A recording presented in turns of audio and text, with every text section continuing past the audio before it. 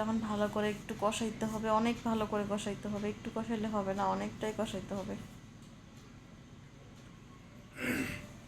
এই তো ভালো করে একটু নাড়াচাড়া দিচ্ছি, দিয়ে এখন এটা আমি ঢাকা দিয়ে দিব এটা কষানোর জন্য।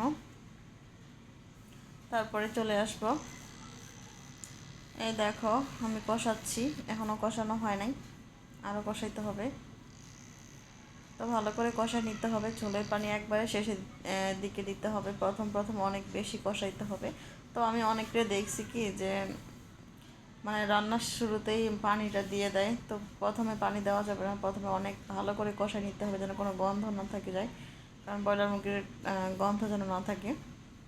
তো আপনারা যারা লেবুর রস দিতে পারেন একটুখানি, কারণ লেবুর রস দিলেও কিন্তু গন্ধটা মরে যায়। তো যাই হোক, দেখো ভালো করে কিন্তু কষানো হয়ে গেছে, মানে দেখতেই পারতেছো যে কালারটা কিন্তু অন্যরকম হয়ে গেছে, একবারে ভাজা ভাজা টাইপের হয়ে গেছে, মানে এরকমভাবে ভাজছি আমি। তো এখানে পরিমাণ মতো পানি দিতে হবে। তো প্রথমে একটু দিলাম, দেখলাম যে না কম হয়ে যাবে, কারণ মাংসটা তো সিদ্ধ হতে হবে। তো আমি আরেকটু পানি দিয়ে দিলাম, দিয়ে এখন এটা ভালো করে একটু নাড়াচাড়া দিতেছিলাম। নাড়াচাড়া যেহেতু এটা ভুনা ভুনা করবো, ঝোল তো করবো না, তাই পানিটা কম দিয়েছি। আর ব্রয়লার মুরগির মাংস সিদ্ধ হইতে বেশি একটু সময় লাগে, কারণ আমি ভাজছি একবারে অনেক সুন্দর করে, ওখানে মাংসটা সিদ্ধ হয়ে গেছিলো। এই যে দেখো পানিটা হচ্ছে অনেকটাই টেলে নিছে, টেলে নেওয়ার পরে আমি কিন্তু আবার একটু নাড়াচাড়া দিতেছিলাম। তো দেখো পরে কিন্তু আমি আবার একটু হচ্ছে করবো, জিরা গুঁড়া দিব শেষের দিকে। তো এটা এখনও হয় নাই, এটা আরও হবে, এটা আমি আরেকটু কষাচ্ছিলাম।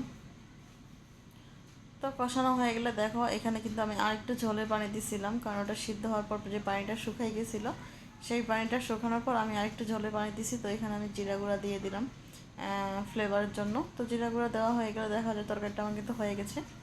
তো এইভাবে আমি একটু মাখা মাখা টাইপের নামাইছি। তো সবাই ভালো থাকবেন, খোদা হাফেজ। আর ভিডিওটা ভালো লাগলে অবশ্যই লাইক কমেন্ট করবেন, ইনশাল্লাহ।